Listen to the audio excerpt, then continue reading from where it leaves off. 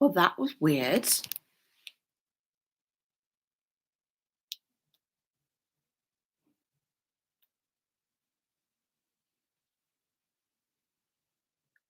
That was weird. I just got kicked off.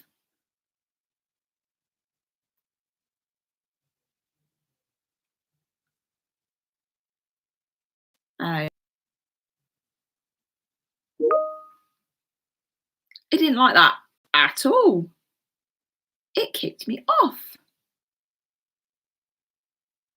Sad times. It said I had copyright music. Well, unless my voice is copyright. I don't know. I didn't actually sing yet. Oh, I'm about to just share the link again. How peculiar.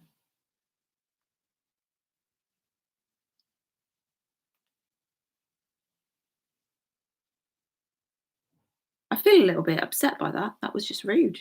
I was starting to get in the good old flow of things then. Copyright strike. I hope not. I've only just created this channel.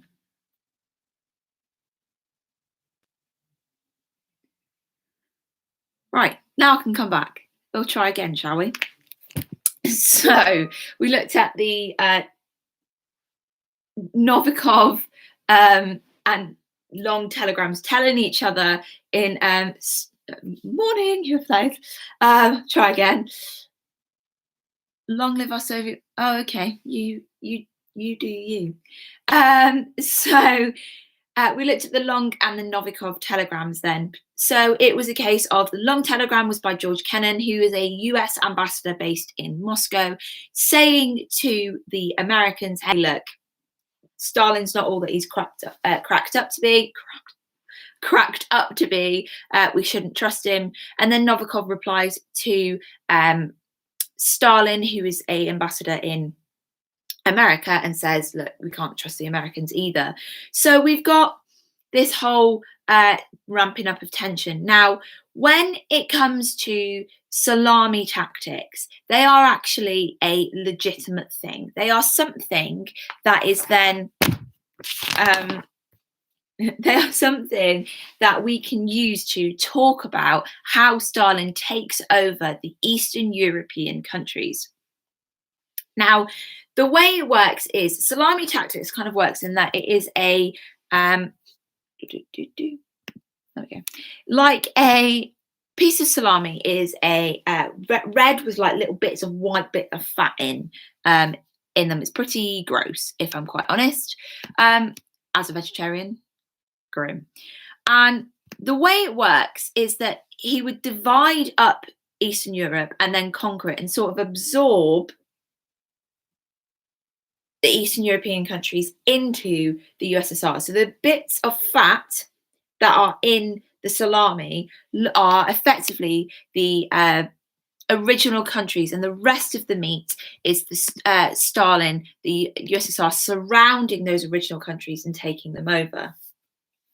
And that's why we call it salami tactics, is because it does look like a piece of salami, but also it's how Stalin comes in and surrounds each country and sort of gives them no option but to be part of the USSR, the Soviet Union.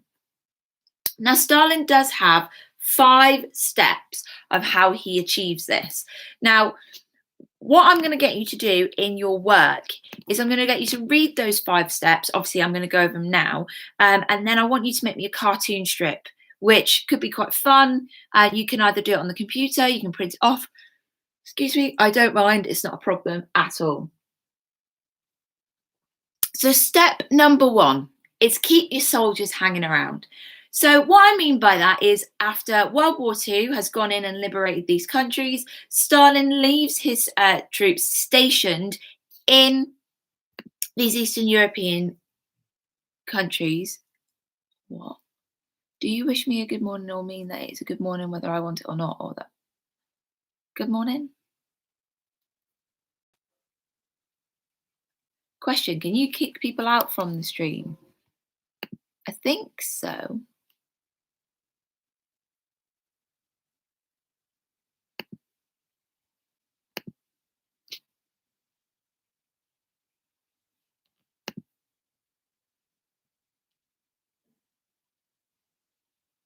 Hey,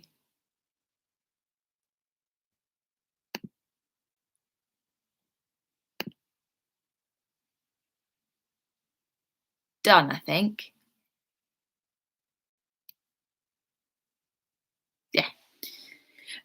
So I don't know who those people were. So like I said, your first step is to keep your soldiers.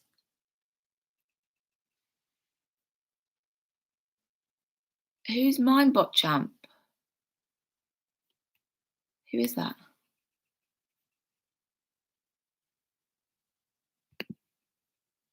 Done. Gone. Right. So um, we've got putting the soldiers into Eastern Europe.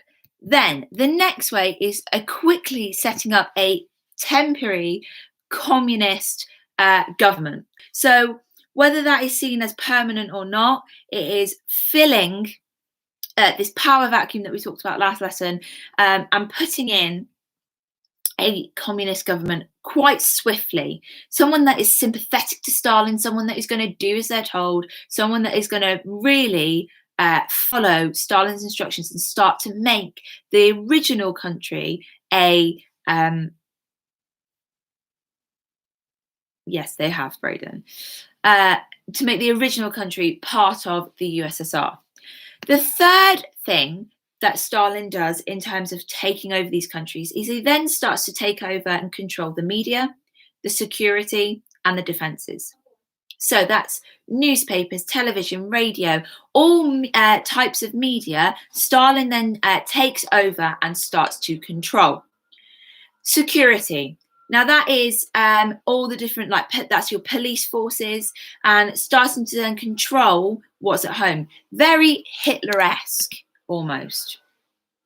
And the third one, the defenses. So you've got your weapons, your army, your military, those sorts of things. How you then defend a country from attack. Number 4 is that you then arrest anyone that gets in your way. Now, who's this? Bye. So, in terms of then arresting people, Hitler did this. If you didn't say what he wanted you to say, if you went against him, Stalin was also known for it. Now, we look at Hitler as a really bad person, and that is completely justified. He was awful. What he did was completely wrong, uncalled for, and it's no secret that he was not a good person. However, because Hitler and Stalin were at the same time, and Hitler kills a lot of people, 6 million Jews in such a short space of time, it means that he sort of overshadows Stalin. Now, Stalin,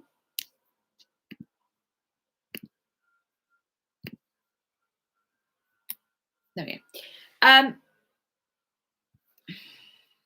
If you are going to continue, I am going to have to report you. So stop.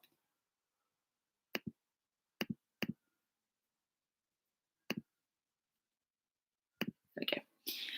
So Stalin actually murdered, and he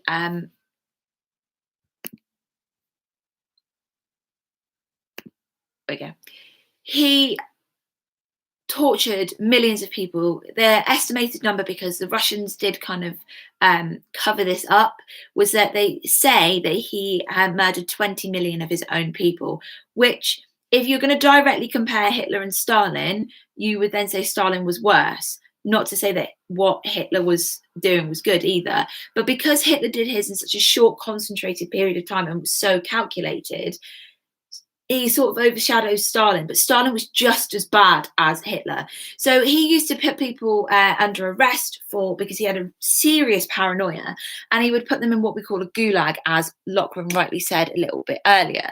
Now, a gulag is exactly like a concentration camp in terms of a labor camp. There's no gassing of people, though, in a gulag. A gulag was in places like Siberia. So Siberia is obviously extremely cold. It is very hard to inhabit for us as humans.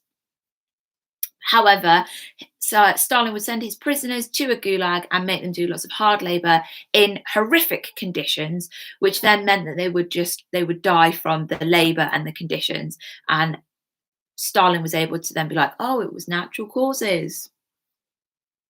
Mm-mm-mm. So yeah, he would arrest people that would go against him. And the final way that Stalin then takes over these countries is that he doesn't let the people hold their own elections. So like what we talked about on Wednesday, when it comes to these elections, Stalin gives them a choice of several different candidates that he likes, but they're all from the same party. It's nothing like a UK election where you've got different people from different parties and different ideas. It's more about having people that are sympathetic to Stalin. So these elections are not elections. It's a case of which face or which puppet do I put in place, if that makes sense. So those are the 5 ways that Stalin sets up these countries. What I'd like you to do then is on slide 3, I think it is to create a cartoon strip with that. Now, like I said, you can either do that in a oh my god, I'm so sorry. You can either do that in like a computer format, as yes, slide 3, or you can use like clip art and then whatever, or you can print it off and draw it if that's your thing. I don't mind. Personally, I would do it on the computer because I can't draw to save my life. But you know that. The next thing then is, if we were in a setting at school, I would have got you to have coloured in a map to show you the Eastern Bloc. So there were countries like Poland, Romania, Yugoslavia. Yugoslavia doesn't exist now, but it's places like Serbia. They were all put together. Hungary, Bulgaria, Czechoslovakia, East Germany. Don't remember that Germany's been split into 4 at this point. And obviously Russia was then your Eastern Bloc. Those are the countries. Now, Stalin does use, most of the Balkans. You are correct, Lachlan. Now, most of these countries that Stalin uses, he does have different techniques that he uses to control these countries. Now, they are part of the 5 main steps that I've just talked about, but he does have to tweak them slightly because some countries are more resistant than others. Now, I have scanned in very badly, I think, these 2 pages of the textbook. Like I said, I've scanned them in so you can actually see them. And we've got Poland, Romania, Hungary, Bulgaria, Czechoslovakia, and finally Yugoslavia. Now, I have put on slide 4 a little map and little boxes to the different countries. What I'd like you to do is to have a look at the textbook. If it's not clear enough, give me a shout and I will try again, or you can even have a little bit of a research. This is so embarrassing. This is so embarrassing. I'm so sorry. And tell me the 3 steps that Stalin takes to get hold of these countries. So it's the 3 individual steps. Oh no, I clicked the wrong thing. Click the wrong thing. Click the wrong thing. There we go. The last and final thing that I want you to do is look at the Iron Curtain speech. Now, I can give you a little bit about that and a little bit of background, but I have put a clip that you can see. Now, Stalin's salami tactics do alarm the West. When's it due? Next Wednesday. All the work this week I want due by next Wednesday, if that's all right. So if you can get it done today, great. Or if you want to do it over the weekend, that's also fine. But I need all the work that's been done this week by next Wednesday before I set you some more. I think that's probably a bit fair, isn't it?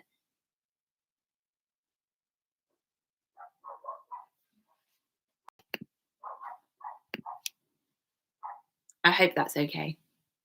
But there you go. So Britain and the USA were alarmed by Stalin's salami tactics. And although they had they'd agreed in Tehran that the Eastern European countries would be a sphere of influence for Stalin, Churchill, because obviously Roosevelt is no longer with us, at this point. Churchill did not have this in mind, what Stalin has done. Stalin has taken it a little bit too far, and Churchill was really quite worried. Now, Stalin saw his salami tactics as a way to ensure that he could have the support of these countries, that they wouldn't then invade him, that it would create something called a buffer zone, meaning that if the Soviet Union was to be invaded again, that they would have to get through several countries before they would get to Russia. So, like I said, it was called a buffer zone. Whereas from the point of view of President Truman now at this point, it's not this sphere of influence that they agreed at Tehran. It is a blatant attempt by Stalin to spread communism through Europe. And Truman cannot let that happen. Now, Truman then says, right, I need to speak to someone that knows Stalin really well. How about Churchill? So Churchill goes over to Fulton in Missouri in America and gives a speech to I believe it is to the American political dignitaries, as we call them, and he says that an iron curtain has descended over Europe. Now, this is quite aggressive language, really, from Churchill, in that he is saying that there has been a clear divide in Europe. There's a West Europe and there is an East Europe. And it starts to inflame tensions here, because Truman then says, okay, Stalin can see that this iron curtain has come down. That means I'm not doing enough. And that's when you've then got starting this battle a little bit more. Now, it does secure the alliance between the UK and the USA, and I think that's very, very tactical from Churchill. But it does then make the gap widen between the former Grand Alliance. And it worsens relations on the two different sides. Now, I'm going to read you a little bit of the speech. So it says, from Stettin in the Baltic to, I think it's Trieste in the Adriatic, an iron curtain descended across the continent of Europe. Behind that line lie all the capitals of the Asian states of the Central and Eastern Europe. All these famous cities and the populations around them lie in the Soviet sphere and all subject not only to Soviet influence, but a very high measure of control from Moscow. Now, on slide 5 of the work that I've set, you have got a clip of Churchill saying it, and it's much more interesting than me reading it. And you've got to realise that this iron curtain is not real. Okay, they don't have this big iron shutter that comes down on Europe. That doesn't happen. It's a metaphor. But if you try, the borders of these countries are that divide. So it's not a physical iron curtain. It's just the borders of this East and West, and actually how things are different in the West to the things that are going on in the East. On the final side of the things that I have set you a challenge if you fancy taking it up, is that there is a cartoon on there of Churchill at the Iron Curtain. If you want to have a go at challenging yourself, I want you to tell me what's going on in all of the different boxes that I have circled. But the Iron Curtain speech is basically just saying that Europe's now divided, and that actually Stalin is doing his thing in the East, the West are doing their thing in the West, and that Europe is no longer a one continent, it's split into two. Does that make sense?